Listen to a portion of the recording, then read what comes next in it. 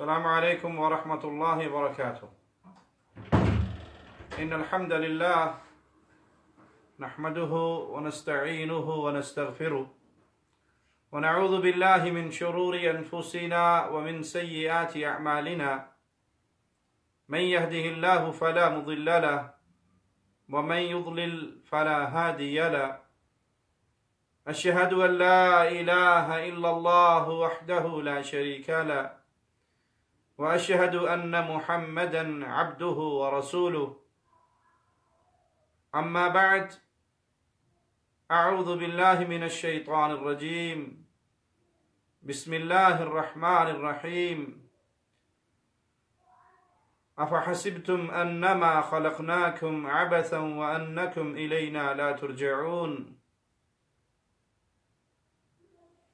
ہر مومن یہ خواہش رکھتا ہے کہ اس زندگی کے اختتام پہ جب انسانوں کی دو منزلیں ہوں گی، ایک جنت اور ایک جہنم، تو ہر مومن کی یہ خواہش، یہ دعا، یہ چاہت ہوتی ہے کہ اللہ ہمیں جہنم کی آگ سے بچائے اور اپنی جنت کا مہمان بنا دے۔ اللہ سے دعا ہے اللہ ہم سب کو اپنی رحمت سے، اپنے فضل سے، اپنے کرم سے اہل فردوس میں شامل فرمائے۔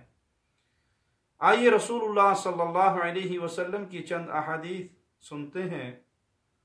جس میں آپ علیہ السلام نے ان خوش نصیبوں کا ذکر کیا اور اس پیارے عمل کا ذکر کیا جس کی بنیاد پہ اللہ کی رحمت سے اللہ کی جنت میں داخلہ ملے گا۔ رسول اللہ صلی اللہ علیہ وسلم بیان فرماتے ہیں، اور صحیح بخاری میں حدیث نمبر 3435 اور صحیح مسلم میں 28 نمبر یہ حدیث ہے، پیارے حبیب فرماتے ہیں من شہد ان لا الہ الا اللہ، جو اس بات کی گواہی دے کہ اللہ کے علاوہ کوئی الہ نہیں، لا الہ الا اللہ کو، لا الہ الا اللہ کے معانی کو، مفہوم کو مانے اور پھر اپنی زبان سے اقرار کرے، اپنے دل سے اس کی تصدیق کرے، یہ گواہی دے، یہ اعلان کرے اللہ کے علاوہ کوئی الہ نہیں، کوئی معبود برحق نہیں، عبادتوں کے لائق خالص تنہا یکتا مولا و مالک ہے، اور وہ ہے کیسا؟ وحدہ لا شریک لہ، وہ تنہا ہے، اکیلا ہے، اس کا کوئی پارٹنر نہیں ہے، اس کا کوئی شریک، ساتھی، ساجی نہیں ہے۔ جو اس بات کو مان لے، لا الہ الا اللہ کا اقرار کرے، مالک کی وحدانیت کا اقرار کرے، اس کے لا شریک ہونے کا اقرار کرے، اور پھر یہ مانے وَأَنَّ مُحَمَّدًا عَبْدُهُ وَرَسُولُهُ، کہ محمد صلی اللہ علیہ وسلم اللہ کے بندے، اللہ کے رسول ہیں۔ اللہ نے آپ کی شان بیان کی کہ آپ اللہ کے بندے ہیں اور اللہ کے رسول ہیں، اللہ کے نور میں سے نور نہیں ہیں۔ یہ عقیدہ باطل ہے، یہ عقیدہ کفر ہے، یہ عقیدہ شرک ہے کہ محمد صلی اللہ علیہ وسلم نور من نور اللہ، اللہ کے نور میں سے نور، اللہ کے نور میں سے کوئی مخلوق پیدا اللہ کے نور میں سے کوئی الگ نہیں ہوا۔ فرشتوں کو اللہ نے نوری مخلوق کہا تو نور سے پیدا کیا، وہ نور اللہ کا پیدا کردہ ہے، مخلوق نور ہے، اور اللہ خالق ہے، خالق کے نور میں کوئی شریک نہیں ہے۔ پیارے حبیب کون ہے؟ عبدہ، اللہ کے بندے ہیں، ورسولہ، اس کے رسول ہیں۔ اللہ کی وحی پیارے نبی کی طرف آتی ہے، اسی لیے کائنات میں صرف تنہا یکتا اکیلے امام الانبیاء ہیں، امام کائنات محمد رسول اللہ صلی اللہ علیہ وسلم ہیں، جن کی ہر بات بغیر دلیل کے مانی جاتی ہے، جن کی ہر بات ماننا ایمان ہے، جن سے دلیل کا سوال نہیں کیا جائے گا۔ کیوں؟ آپ پر اللہ کی وحی آتی ہے، اللہ کا حکم نازل ہوتا ہے۔ پیارے نبی صلی اللہ علیہ وسلم کے بعد کسی بندے کی بات مانی جائے، اس سے پوچھا جائے گا آپ کے اس قول پہ آپ کے پاس کیا دلیل ہے؟ قرآن حکیم سے یا پیارے نبی صلی اللہ علیہ وسلم کی حدیث سے عبادات کے معاملات پہ، دین کے معاملات میں جب بھی کسی کی بات مانی جائے گی تو اس سے دلیل کا سوال ہوگا. لیکن پیارے نبی صلی اللہ علیہ وسلم پر اللہ کی وحی آتی ہے، آپ کی اطاعت اللہ کے حکم سے کی جاتی ہے، تو آپ کی دو حیثیتیں ہیں، آپ اللہ کے بندے ہیں اور اللہ کے رسول ہیں صلی اللہ علیہ وسلم. اور یہ گواہی دے وَأَنَّ عِيسَى عَبْدُ اللَّهِ وَرَسُولُهُ کہ عیسیٰ علیہ السلام اللہ کے بندے ہیں، اللہ کے رسول ہیں. وَكَلِمَتُهُ أَلْقَاهَا إِلَى مریم، اور اللہ کا کلمہ ہے جو اللہ نے القا کیا سیدہ مریم کی طرف.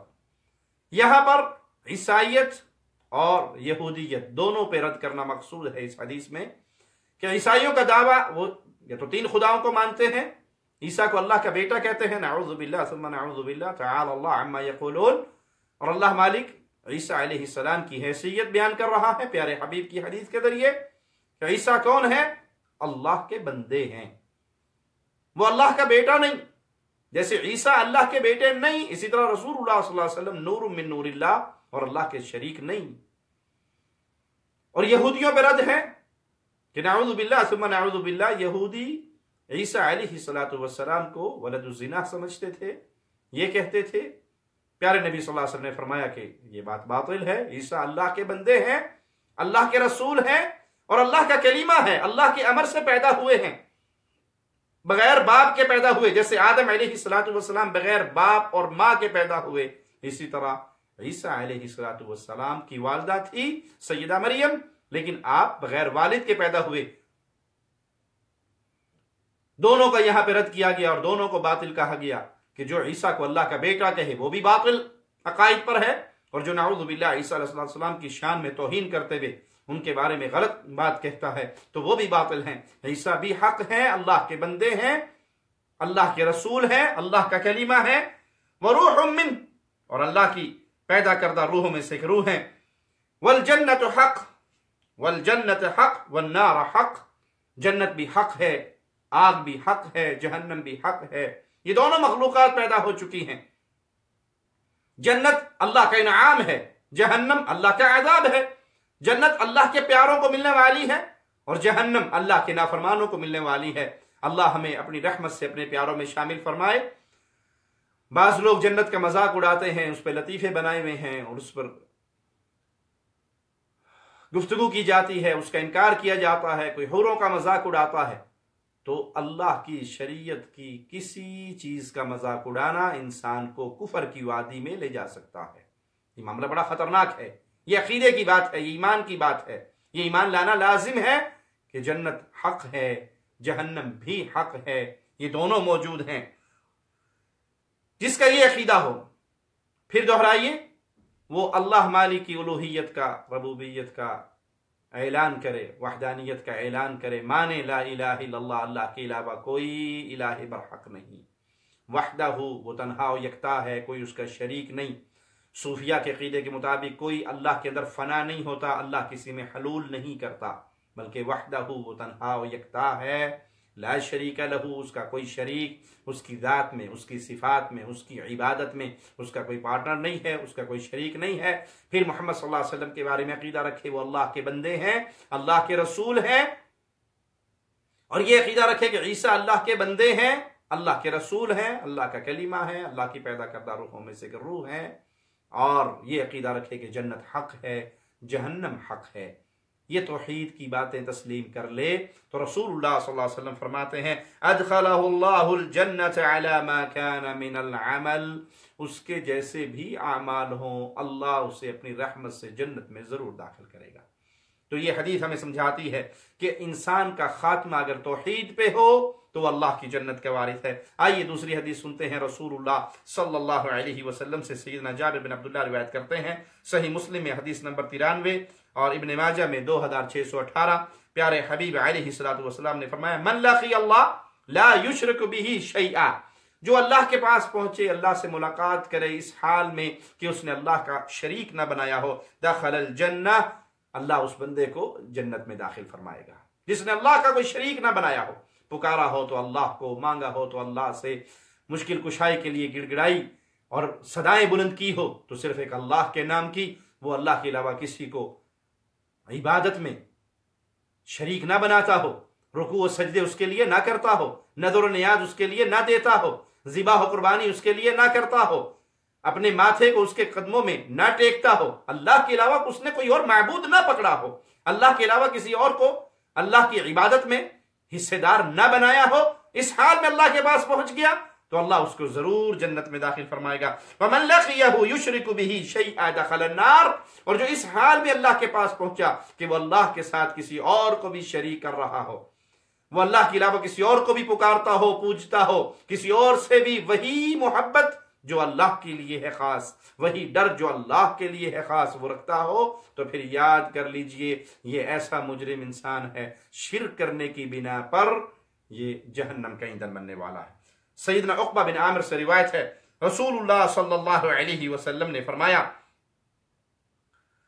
من لقی اللہ لا یشرک بہ شیئا، جو اللہ کے پاس پہنچے اس حال میں، جس نے اللہ کے ساتھ لقاء کی، ملاقات کی، یعنی اس کا خاتمہ اس حال میں ہوا کہ اس نے اللہ کے ساتھ کسی کو شریک نہ کیا ہو اللہ کی عبادت میں، ذات و صفات میں۔ اور ایک عمل اس حدیث میں مزید پیارے حبیب صلی اللہ علیہ وسلم بیان فرما رہے ہیں، لم یتندى بدم حرام، اس نے اپنے ہاتھوں کو کسی کے ناجائز خون میں رنگین نہ کیا ہو، کسی کے ناجائز قتل کا حصہ نہ بنا ہو۔ یہ جرم جو آج عام سمجھ لیا گیا ہے، چھوٹا سا سمجھ لیا گیا ہے، کسی مسلمان کا خون بہانا انتہائی آسان سمجھ لیا گیا ہے، یہ اتنا خطرناک جرم ہے پیارے بھائیوں، یہ اتنا خطرناک جرم ہے کسی کو قتل کرنا ناجائز، کہ اگر سارے آسمان اور زمین کی مخلوق کسی ایک مسلمان کے ناجائز قتل میں شریک ہو جائیں تو اللہ قادر ہے اس بات پہ کہ ان سب کو اٹھا کر جہنم کے اندر پھینک دے۔ پیارے نبی صلی اللہ علیہ وسلم نے بیت اللہ کا طواف کرتے ہوئے کہا تھا، کعبہ تیری بڑی حرمت ہے لیکن ایک مومن کی حرمت تیری حرمت سے بھی زیادہ ہے۔ آج تو چھوٹی چھوٹی بات پہ فتوے لگا کے، کفر کے فتوے لگا کے، گستاخ رسول کے فتوے لگا کے، اولیاء کی توہین کے فتوے لگا کے قتل و غارت کر دی جاتی ہے۔ یہ خوارج کا ٹولہ، یہ مجرموں کا ٹولہ مرتد ہونے کے فتوے لگا کر کلمہ پڑھنے والے مسلمان کو بموں کے دھماکوں سے خودکش جیکٹیں پھاڑ کر تباہ و بربادی کا سامان پیدا کر لیتے ہیں۔ یاد کر لیجئے کسی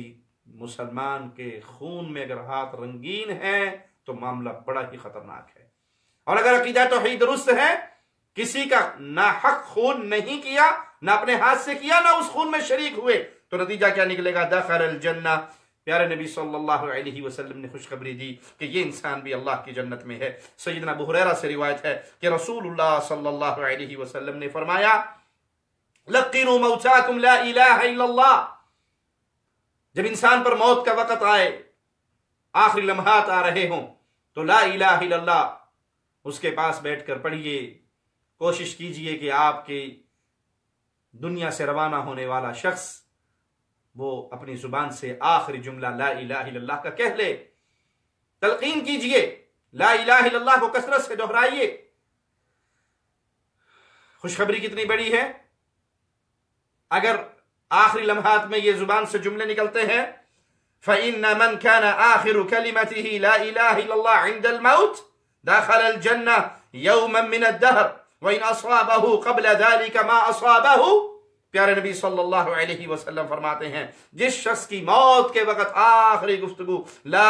الہ الا اللہ ہو گئی، بالآخر کسی نہ کسی دن جنت میں ضرور داخل ہوگا، اگرچہ دخول جنت سے پہلے اس کے ساتھ جیسا بھی سلوک ہوا، یعنی اگر وہ کبائر کا ارتکاب کرنے والا، کبیرہ گناہ کا ارتکاب کرنے والا ہو، اس نے کبائر کا ارتکاب کیا ہو اور اپنے گناہوں کی اللہ سے معافی نہ پا سکے، اللہ کی رحمت کا حصہ اسے نہ ملے، اور وہ اس کے لیے فیصلہ ہو کہ وہ جہنم کی آگ میں جلے گا، لیکن کبائر کے گناہ کی سزا پا کر بالآخر وہ جنت کی طرف ضرور لوٹ آئے گا۔ مواحد ہمیشہ کی جہنم کا ایندھن نہیں بنتا۔ اس حدیث میں خوارج کا بھی رد ہے جو کبیرہ گناہ کا ارتکاب کرنے والے کی تکفیر کرتے ہیں۔ یہاں نبی صلی اللہ علیہ وسلم فرما رہے ہیں کہ جس نے لا الہ الا اللہ کے قرار کیا، اس توحید کو مانا، وہ کبھی نہ کبھی اللہ کی جنت میں ضرور داخل ہوگا، اگرچہ اس سے پہلے اس کے ساتھ کوئی اور سلوک ہی کیوں نہ ہو، یعنی وہ اپنے گناہوں کی سزا پا کر جہنم کے اندر رہ کر بھی آ رہا ہو، تو اس توحید کی بنا پہ ایک نہ ایک دن وہ جنت میں پہنچے گا۔ سیدنا ابو ذر سے روایت ہے، رسول اللہ صلی اللہ علیہ وسلم نے فرمائی، حدیث صحیح بخاری میں، 5827 اور صحیح مسلم میں حدیث نمبر 94 ہے. پیارے حبیب فرماتے ہیں ما من عبد قال لا الہ الا اللہ، اللہ کا کوئی بندہ